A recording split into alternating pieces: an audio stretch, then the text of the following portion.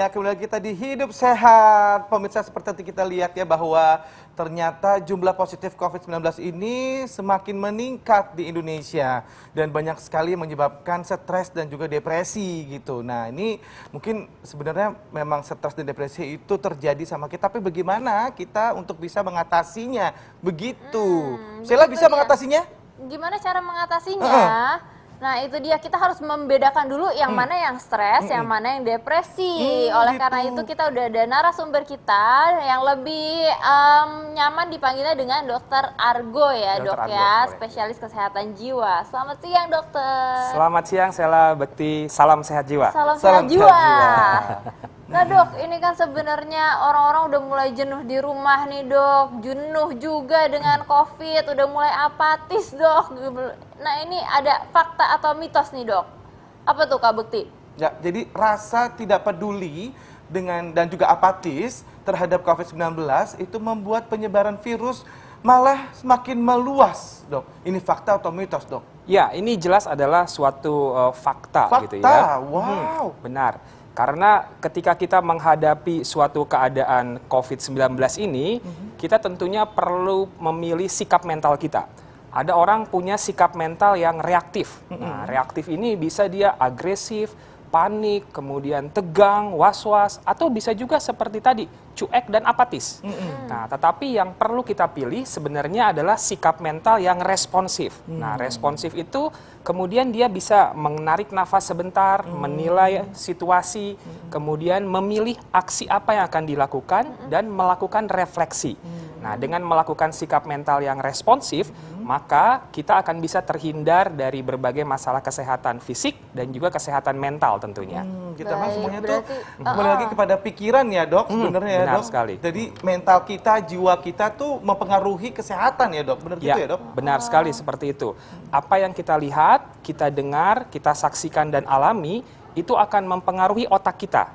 Nah, otak kita ketika dia mendapatkan paparan informasi yang menakutkan, mengancam, dan berbahaya, dia akan mengeluarkan suatu hormon stres yang kita sebut kortisol. Dan kortisol ini ketika didistribusikan ke berbagai organ tubuh, itulah yang akan menimbulkan berbagai sensasi di tubuh yang tidak nyaman. Nah, ini gejala-gejala stres terutama terjadi karena hal seperti itu. Nah dok, ini ada fakta atau mitos yang berkaitan nih dok. Ini katanya stres ini dan juga terlalu lelah, ini dengan COVID-19 tentunya ya dok ya, ini dapat menurunkan imunitas tubuh. Fakta atau mitos dok? Itu fakta, gitu ya, karena memang sangat berhubungan sekali antara kesehatan jiwa dan kesehatan fisik. Keduanya sama pentingnya. Di tengah pandemi COVID-19 ini kita perlu menjaganya. Kami dari Perhimpunan Dokter Spesialis Kedokteran Jiwa Indonesia itu membuat suatu swapriksa masalah psikologis secara online, dan kita menemukan bahwa ada 64,8% itu responden yang mengisi swapriksa masalah psikologis online itu yang sudah mengalami masalah psikologis. Yaitu ada ansietas atau kecemasan, depresi, dan juga trauma psikologis. Dan bahkan ada 1 dari 5 responden yang sudah memikirkan tidak adanya harapan.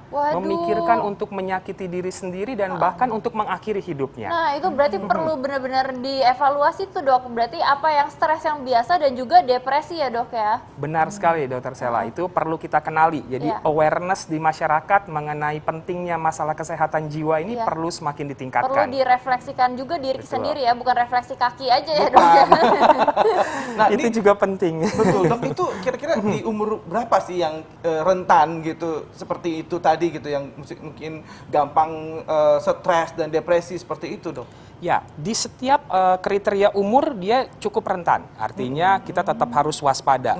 Tapi kalau dari hasil swapriksa masalah psikologis online yang kami coba rilis, itu kita dapatkan umur 17 sampai 29 tahun dan di atas umur 60 tahun. Itu usia saya yang 17 tadi Oh itu. ya ampun, 17 tahun jangan ya. sampai. Ini kayaknya apa penuaan dini. Aku loh ya, yang begitu kamu. Nah, nih ada pertanyaan lagi dok. Ini kan ini orang dengan kondisi stres seperti itu malah justru bisa memicu munculnya penyakit kronis, Dok. Itu gimana tuh? Benar nggak tuh, Dok? Ya, itu fakta juga. Fakta, Jadi secara langsung tadi ketika kita stres keluar hormon kortisol akan mempengaruhi organ jantung, mempengaruhi pembuluh darah, mempengaruhi munculnya penyakit diabetes, tekanan darah tinggi, dan yang lainnya. Dan secara tidak langsung biasanya orang kalau stres itu pola makannya terganggu. Menjadi selera makan menurun atau malah meningkat gitu ya, sehingga nutrisi yang masuk juga tidak seimbang. Kemudian pola tidurnya terganggu, menjadi sulit tidur atau kebanyakan tidur, tidak banyak bergerak, dan hal ini yang bisa memunculkan atau malah memperberat suatu penyakit-penyakit kronis yang bisa terjadi. Oke, Dok, ini memang teman-teman deket saya, keluarga saya juga semuanya udah mulai jenuh nih, Dok, dan udah mulai apatis juga nih dengan COVID ini. Dan gimana caranya nih, Dok? Ini mungkin boleh dibantu gimana untuk masyarakat supaya bisa meredakan stres atau depresi sendiri ini, Dok, yang disebabkan oleh COVID-19. Ya. Sesaat lagi, Dok. Oke. Jangan kemana-mana, tetap Udah di semangat Hidup nih. Sehat. Nah, itu tuh tadi yang aku lakuin di rumah tuh, Kak Bekti. Apa Kalau tuh? misalnya weekend tuh aku biasanya tanam-tanaman, terus Berkebun? di gitu aku berkebun. Pokoknya yang hijau-hijau itu tuh kayaknya lebih relaksasi. Terus di gitu ada beberapa yang aku taruh di dalam rumah. Itu katanya membantu untuk rezekinya lebih lancar. Katanya sih Gitu begitu. ya. Itu bikin positif vibe gitu lebih ya, Dok. positif vibe. Bener gak sih tuh, Dok? Ya, jadi itu adalah merupakan salah satu manajemen stres yang bisa kita pakai gitu ya, kita lakukan. Karena ketika kita menghadapi suatu keadaan yang krisis seperti ini, merasakan bingung, cemas, khawatir kan sebenarnya wajar. Tetapi kalau itu berlebihan dan berkepanjangan, itu tadi yang tidak baik bagi kesehatan fisik dan mental kita. Dan kita perlu melakukan yang namanya manajemen stres. Salah satunya tadi, coba berkebun, melakukan hobi yang menyenangkan. Dan bisa juga melakukan suatu teknik khusus yang kita sebut namanya progressive muscle relaxation. Progressive apa muscle tuh? relaxation. Ngapain aja Gimana tuh, Dok? caranya, Dok? Ya, mungkin bisa sambil kita Boleh, latih kali boleh ya. praktekkan ya. Jadi Mari nih, mungkin yang di rumah juga. Benar. Jadi progressive muscle relaxation itu adalah suatu teknik yang bisa kita lakukan waktu kita sedang tegang, khawatir atau cemas yang berlebihan. Karena di situ otot-otot tubuh kita itu mengencang, kontraksi dan bikin kita makin cemas lagi. Nah, tekniknya adalah mengencangkan dan mengendurkan otot. Mungkin boleh sambil duduk, tiduran atau berdiri juga oke gitu ya. Ini lagi berdiri ya, Dok Ya, ya? sambil berdiri misalnya, pertama kita tarik nafas dalam dari hidung, tahan sebentar, buang dari mulutnya. Lakukan seperti itu nanti 5-10 kali. Nah, setelah itu baru kita kencangkan mulai dari jari-jari tangan kita, gitu ya. Jadi kepalkan jari-jari tangan kita sekuat-kuatnya, gitu ya. Rasakan ketegangannya, tahan sebentar, kemudian kendorkan perlahan-lahan. Sampai betul-betul kendor, rileks, santai, dan tenang. Yang kedua, tarik siku tangan kita ke atas gitu ya. Rasakan ototnya kencang, kuat dan tegang. Tahan sebentar, kemudian kendorkan pelan-pelan sampai terasa begitu rileks, santai dan tenang. Kemudian kaki kita, jari kaki kita boleh ditarik ke atas begini. Wah, aku Rasakan nggak ikutan nih otot pakai. di betis dan di pergelangannya kencang. Tahan sebentar, kemudian kendorkan. Lakukan hal yang sama di kaki yang satu lagi. Kemudian perutnya ditarik ke dalam sekencang-kencangnya, rasakan otot di perut dan pinggang serta punggung bawahnya kencang, tahan sebentar, kemudian kendorkan perlahan-lahan. Selanjutnya adalah pundak kita ditarik ke atas setinggi-tingginya, rasakan leher, pundaknya kencang, tegang, tahan sebentar, kemudian turunkan perlahan sampai ke bawah, sampai terasa rileks, santai, tenang, seperti tidak bertenaga. Yang terakhir, tutup mata dan mulut serapat-rapatnya. Rasakan otot-otot di muka mulutnya tegang, tahan sebentar, kemudian kendorkan perlahan-lahan. Semakin lama semakin rileks, santai, tenang. Setelah itu, rasakan dari ujung kepala sampai ujung kaki, badan kita terasa begitu rileks, begitu santai dan tenang. Oh iya, Nah, benar. ini yang kita sebut namanya progressive muscle relaxation. Jadi suatu teknik relaksasi yang bisa dipakai kapanpun saat kita merasakan tegang, cemas, khawatir yang terlalu berlebihan. Gitu. Gitu. Wah, ini sepertinya sih tadi aku berasa sih, maksudnya pada Lebih saat enakan dari ya. tegang tarik gitu, bener-bener langsung kayak apa ada perpindahan Yes. yang cukup Drastis signifikan, ya. Yes. sehingga dari tegang terus kemudian jadi Relax. relax, jadi relax, dan akhirnya itu kayak kita mengontrol Betul sekali. diri kita supaya nggak stres gitu ya. Benar Ya? sekali Bekti, karena ketika kita stres, yang penting adalah kuasai diri kita dan jadilah tenang. Nah, dan itulah yang kita lakukan dengan berbagai teknik, salah satunya tadi teknik relaksasi itu. Baik, harus kita yang menguasai itu ya. Yes. Saking rileksnya saya jadi Ya. pengen tidur nih gimana? Ini bawaannya mau tidur aja. Iya. Jadi Nah dok, ini ada fakta atau mitos berikutnya nih dok. Ah. Ini katanya gejala stres dok, ini ditandai dengan munculnya mual dan juga hilang selera makan nih dok. Ini fakta atau mitos? Ya, itu fakta. Jadi yang namanya gejala stres punya berbagai gejala-gejala di pikiran, perasaan, perilaku, dan juga di tubuh kita. Gitu ya. Yang paling sering memang organ pencernaan. Ketika kita stres, asam lambung itu bisa naik, meningkat, sehingga kita jadi mual, kembung, mau muntah. Atau ada sensasi seperti jantung berdetak lebih kencang, terasa sesak, sehingga seringkali ada overthinking, pikiran yang berlebihan, aduh jangan-jangan sakit jantung nih, jangan-jangan ada penyakit berbahaya, dan itu membawa mereka untuk datang cepat-cepat ke rumah sakit. Waktu diperiksa ternyata normal-normal saja semua keadaannya. Nah, di situ kita lihat bahwa ada aspek psikologis, aspek kesehatan jiwa yang perlu diperhatikan.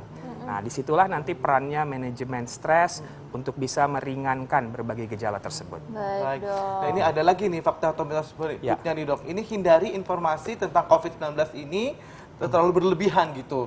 Itu supaya tidak mudah stres. Itu fakta atau mitos dok? Itu fakta, Bekti. Fakta juga ya, Jadi dok, memang apa yang kita lihat, dengar, saksikan, dan alami akan diolah oleh bagian otak kita.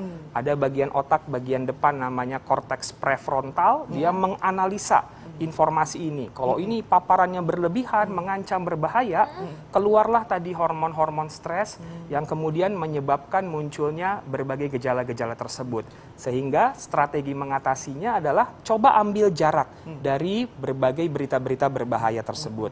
Lakukan diet media sosial supaya kita tidak terlalu banyak dapat informasi yang berbahaya, menakutkan, dan mengancam.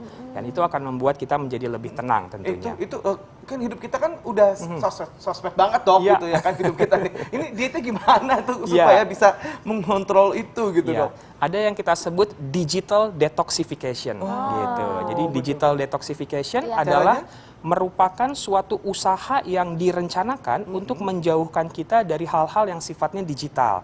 Jadi kita bikin planning gitu ya. Oke nih kayaknya aku sudah kebanyakan terpapar oleh berita, besok aku nggak mau buka berita sama sekali. Kita fokuskan satu hari itu enggak. Atau kita hapus notifikasi dari berita-berita tersebut. Atau bahkan menghapus aplikasinya gitu. Sehingga kita lebih fokus kepada situasi kehidupan kita yang real, yang nyata, dan perbanyak kegiatan-kegiatan yang non-digital. Nah, itu yang kita Itu sebut. berapa hari dok? Bebas, itu kita yang tentuin mau 1 hari, mau 3 hari ke depan, mau 1 minggu, 1 bulan. Nah, kita rencanakan hal seperti itu. Ada yang full detoxification, ada yang partial detoxification. Nah, itu tergantung planning kita untuk mengatasinya. Oke baik, semangat ya Kak Bekti ya, karena memang artis papan atas biasanya banyak endorsan Iya, jadi itu susah dia, Dok. juga Itu susah, ya Dok. gadget ya. Duit dok ini dok. Benar. Nah dok, ini terkait soal duit nih dok, ini memang banyak banget yang worry nih dok, karena kan memang jumlah COVID-19 ini terus bertambah ya dok ya.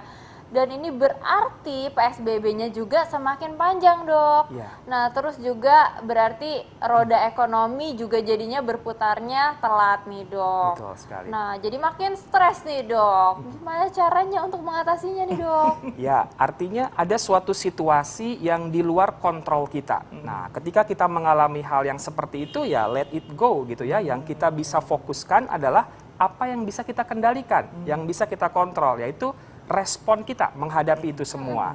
Stres tidak harus membuat kita terpuruk, terganggu kesehatan kita, tapi stres juga bisa memacu potensi kita. Kita bisa menjadi lebih kreatif, inovatif, lebih semangat untuk Kadang-kadang menjalani tekanan hidup. itu membuat kita kadang lebih kreatif gitu Benar, kadang-kadang ya. benar, iya. Jadi stres itu kan ada dua, Bekti. Ada yang stres positif, kita sebutnya eustress. Malah Eustress. bisa memacu kita menjadi lebih baik lagi. Tapi kalau manajemen stres kita tidak begitu bagus, maka dia menjadi distress. Nah, itulah yang menyebabkan munculnya berbagai gejala stres dan berbagai penyakit fisik pada akhirnya kalau berkepanjangan.